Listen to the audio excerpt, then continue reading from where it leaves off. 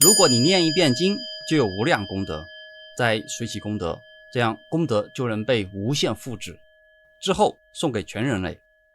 按理說這麼大的功德，第二天你就該成為世界首富了，馬斯克、巴菲特都得靠邊站。但問題是，第二天你醒來，打開手機一看，結果還是那個熟悉的餘額。業力、功德真的能像這樣隨便轉賬嗎？今天我們不討論信仰對不對，我們只追蹤一件事情：佛教最早的業不代受究竟是怎麼一步一步發展成今天我們熟悉的功德回向的？意念真的可以跨越空間，把功德送給另一個人嗎？佛陀早期所說的業力和耆那教很像，強調自作自受，業不代受，誰造的業，誰承擔果報，乾脆直接。問題是，如果業都自作自受，那死去的親人怎麼辦？古印度人當然也要面對這個現實問題，父母死了怎麼辦？兄弟姐妹死了怎麼辦？如果他們死後真的進入了某種惡趣，活着的人能不能幫助他們？這是所有宗教都要面對的問題。在佛教出現以前，婆羅門教已經有非常成熟的祖先祭祀體系。他們認為人剛死時會變成 preta， 意思是一種不安、飢渴、遊蕩的過渡亡靈，就是在第一集裡講的會再死的那種。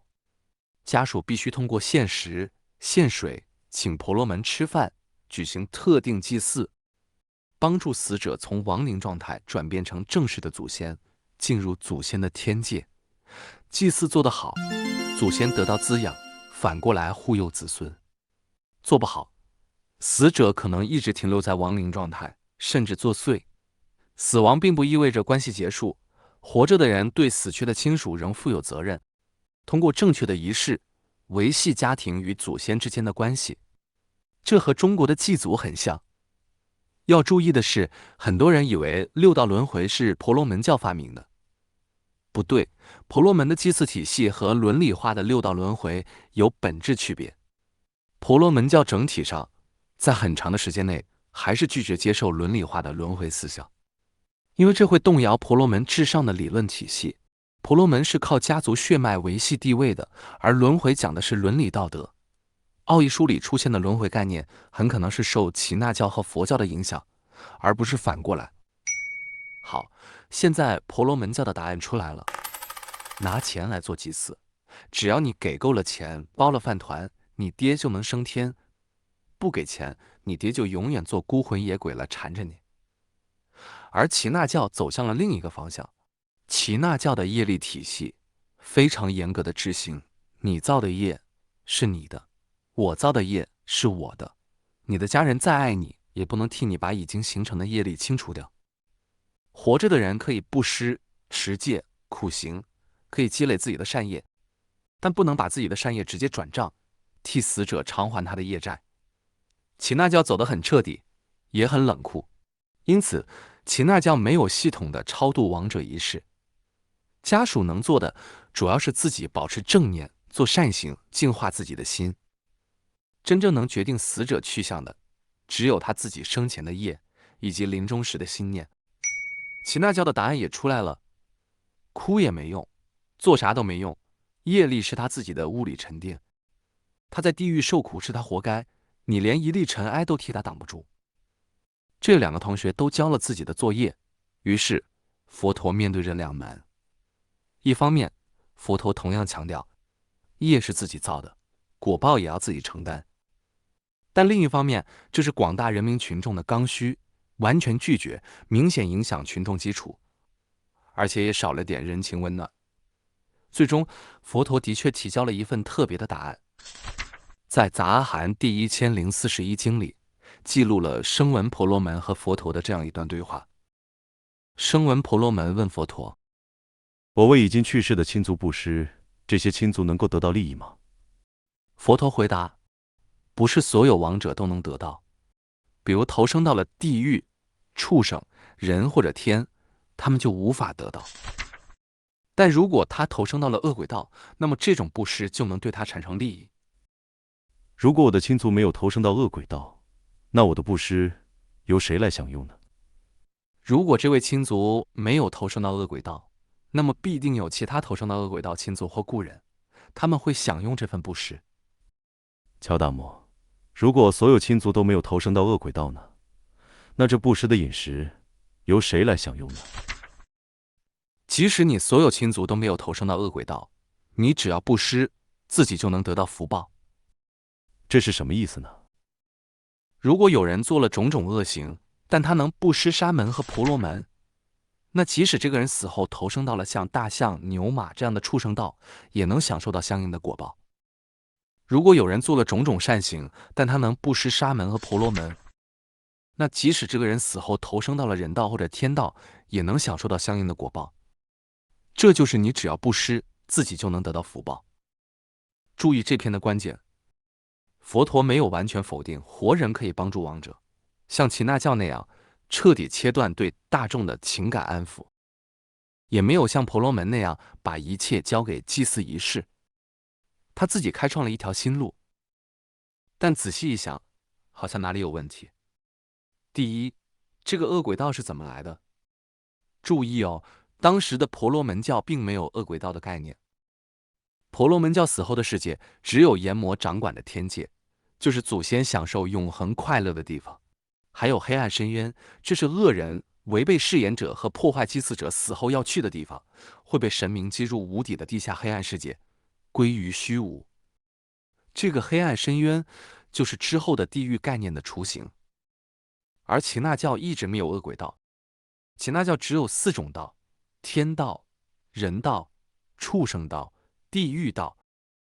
也就是說，佛陀把耆那教的4道輪迴加了一個惡鬼道，變成了5道輪迴。那這個惡鬼道究竟怎麼來的呢？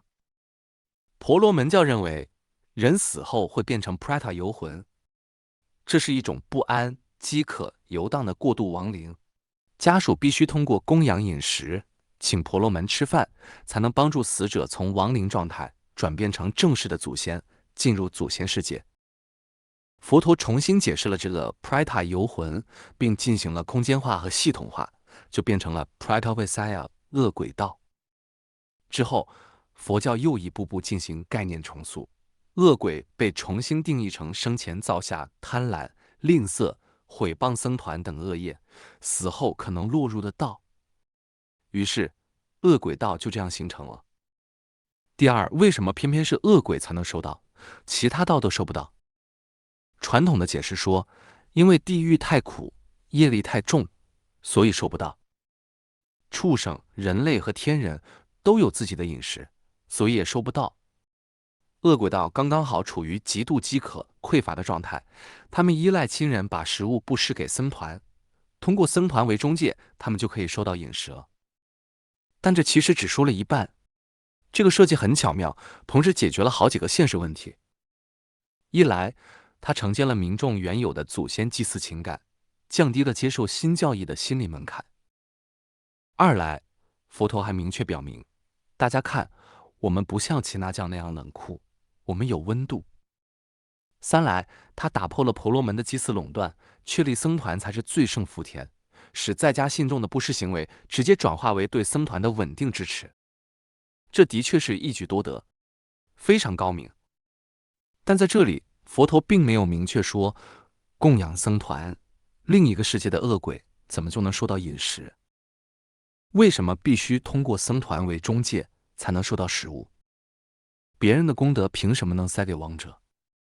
這還符合自作自受、業不代受嗎？於是之後創作的《惡鬼事》等論著又繼續完善這套理論體系。你無法直接把食物遞給惡鬼，因為食物會變成火焰污物，惡鬼根本接不住。所以你必須把食物先供養給僧團，經過福田的轉化，功德才能跨界傳遞，然後由僧人把這次布施產生的功德回向指定給惡鬼。惡鬼通過隨喜這次功德，才能得到享用食物、衣服等，減輕痛苦，轉生到更好去處。於是邏輯閉環了，從供養到轉化，到回向，到隨喜，每個環節都邏輯自洽，而且滿足自作自受、業不代受的原則。然而，既然大家肉眼看不到，怎麼確認陰間的親人真的收到了？答案是無法確認，因為最終解釋權掌握在僧團手裡。那僧團怎麼知道的呢？這屬於惡意提問。之後，人們又開始追問：既然惡鬼可以接受布施，既然可以功德回向，那麼是否也能利益其他眾生？於是，大家逐漸把原本針對個別亡者的回向擴展為更廣泛的對象。到了大乘时期，已經發展出平等回向十方眾生的思想。因為无始的輪迴，每個眾生都曾經做過我們的父母，所以爸爸媽媽，你們好。這時候，給惡鬼道祭祀就逐漸脫離了原來的家庭關係，進入更廣泛的回向、功德、願力和菩薩行體系，最後發展成了我們非常熟悉的回向偈：願以此功德，莊嚴佛淨土，上報四重恩，下濟三途苦。